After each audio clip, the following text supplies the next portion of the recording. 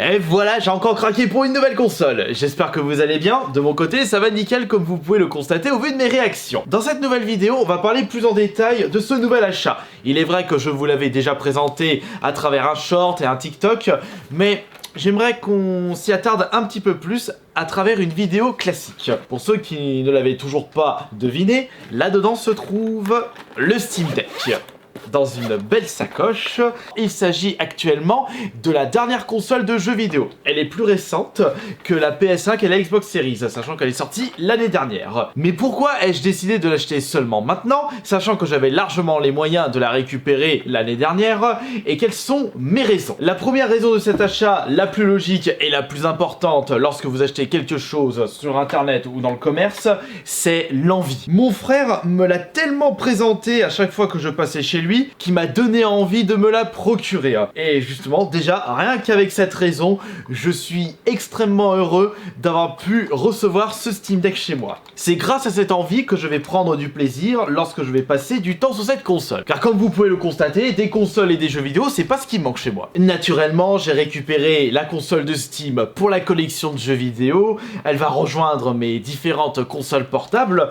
Et aussi, je l'ai acheté parce que j'ai vraiment envie de m'intéresser plus en détail dans la scène indé. Le problème avec les consoles de chez Xbox, de chez PlayStation et de chez Nintendo, il n'y a pas tous les jeux indés qui sont disponibles sur ces plateformes et certains jeux ne sont vraiment pas adaptés pour la Nintendo Switch Lite. Et si je vous dis ça, vous allez comprendre pourquoi.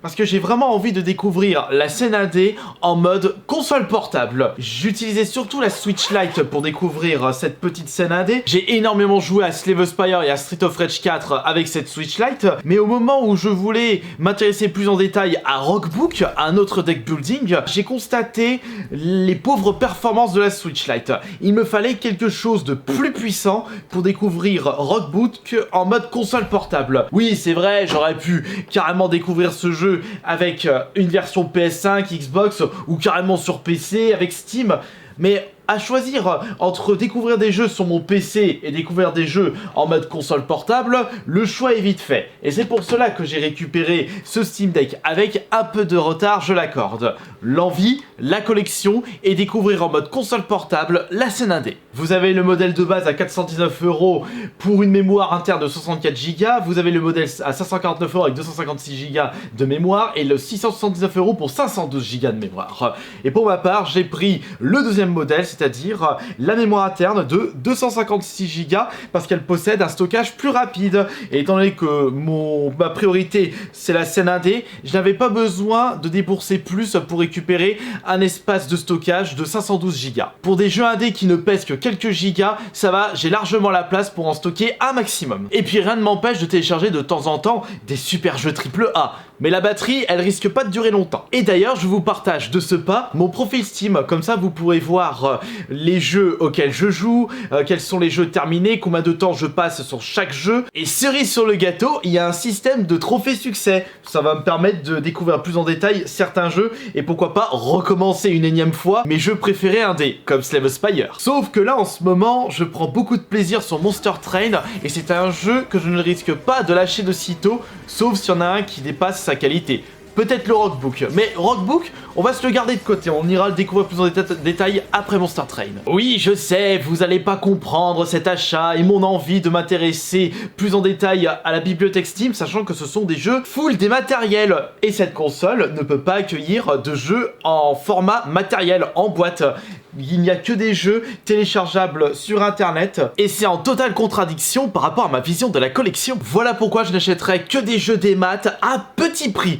Des jeux qui sont genre à 20-30 € sur le store de la Switch, mais que vous pouvez trouver à genre 2-3 € sur Kingu ou sur Instant Gaming, voire les promotions dans la bibliothèque Steam. Et c'est ça le seul point positif du marché des matériels, c'est avoir accès à des jeux pour vraiment pas cher. Lorsque tu achètes des jeux démat plus chers que les versions boîte, là je ne comprends pas. Sauf que trouver des jeux en boîte, s'ils existent, au prix proposé par Kingu Instant Gaming, c'est-à-dire 1, 2, 3 € € alors que les jeux ils se vendent à 30 balles. Non, là ça vaut le coup de les acheter en démat. En plus, ils passent mieux sur le Steam Deck par rapport aux versions Switch Lite. Et puis rien ne m'empêche par la suite, si je découvre des jeux indés de très bonne qualité, d'essayer de les retrouver en version boîte pour les intégrer dans ma collection. Mais il faudra que je mette un petit peu plus le prix. Mais dis-nous, cher Asterion, quels sont les jeux compatibles avec le Steam Deck que tu possèdes sur ton compte? J'en possède 3, les 3 que je vais certainement jouer au maximum ces prochaines semaines. C'est Monster Train, un deck building,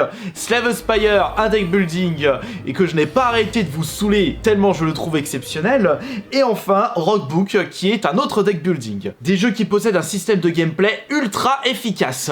Et pour ma part, de par ma vision personnelle des jeux vidéo, lorsque je découvre un nouveau jeu vidéo, je souhaite déjà du gameplay, un petit peu d'originalité, et je veux pas me retrouver avec un jeu rempli de dialogues si celui-ci n'est pas adapté. Par exemple, si je découvre un jeu qui se dit film interactif, c'est normal qu'il y aura beaucoup de cinématiques et de dialogues, c'est le but du jeu. Mais lorsque tu joues à des jeux monde ouvert où il y a 3 quarts de cinématique pour 1 quart de gameplay, non, là moi ça ne m'intéresse pas du tout. Et justement, quels sont les futurs jeux qui m'intéressent pour le Steam Deck? J'en ai repéré quelques-uns, mais j'attends des baisses de prix parce qu'ils sont encore un petit peu chers. À commencer par Octopath Traveler 2. Je suis en train de faire le 1 sur le Game Pass.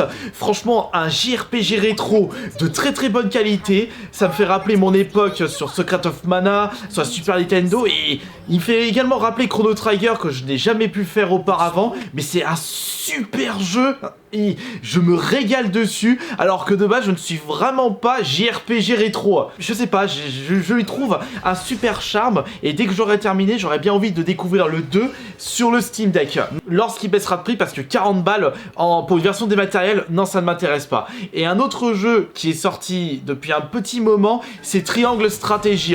Celui-là aussi il est sorti sur d'autres consoles, mais tout comme Octopath Traveler 2, j'ai envie de le découvrir sur ce Steam Deck qui possède un meilleur écran, de meilleure performance par rapport à la Switch Lite.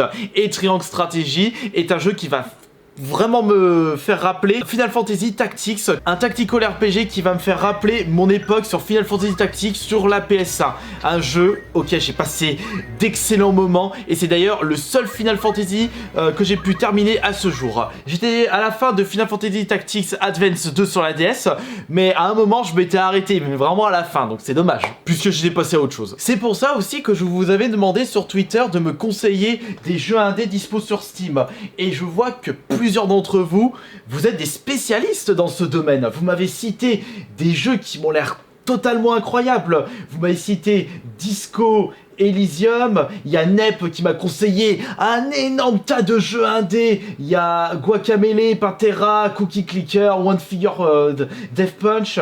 Certains d'entre vous m'ont conseillé des jeux indés, des véritables pépites, mais que j'ai déjà pu découvrir auparavant, comme par exemple Hollow Knight, Hades, Shovel Knight. Bon, Shovel Knight c'est l'un des plus connus. On m'a également conseillé Tunic, mais je l'ai déjà fait sur le Game Pass. Il est très bon d'ailleurs ce jeu. On m'a conseillé Jumping Joe, Risk of Rain 2, Oignon Assaut, GTA, Alt F4, mais attention, il faut quand même que je vérifie si les jeux que vous m'avez cités sur Twitter sont compatibles avec le Steam Deck, car malheureusement, tous les jeux ne peuvent pas être joués avec ce Steam Deck. Il faut attendre des mises à jour de la part des développeurs, mais en attendant que certains jeux qui m'intéressent potentiellement soient adaptés pour le Steam Deck, il y a déjà pas mal de jeux dispo sur le Steam Deck que je dois absolument découvrir en urgence. D'ailleurs, cela ne vous empêche pas de me conseiller des jeux indés dispo sur Steam dans l'espace des commentaires. Conseillez-moi vraiment les meilleurs jeux du monde. Après, c'est pas grave si vous ne savez pas s'ils sont compatibles Steam Deck ou pas. J'irai faire les recherches de mon côté. Ce qui est sûr, c'est que j'ai comme l'impression que je vais passer beaucoup de temps sur ce Steam Deck. Hier soir, en pleine nuit, j'ai été réveillé par la chouchoute, et il était 4 h du mat, et j'avais envie de faire une partie de Monster Train sur mon Steam Deck qui attendait sur la table de chevet. Et ce qui est sûr, c'est que la Switch Lite va être vraiment mise au placard, parce qu'à comparer les performances du Steam Deck par rapport au Switch Lite, c'est le jour et la nuit. Pour les jeux indés qui sont dispo sur ces deux consoles, autant les faire sur le Steam Deck. En plus, si c'est que du dématériel, il y a vraiment possibilité que je les récupère nettement moins cher avec les différents sites proposant des clés Steam. Et n'oubliez pas ce que je vais vous dire, c'est le plus important avant d'acheter une nouvelle console de jeux vidéo, ayez l'envie. Trouvez des raisons, sinon vous risquez de tomber sur de l'achat compulsif, chose qui m'est jamais arrivée depuis le début de ma vie.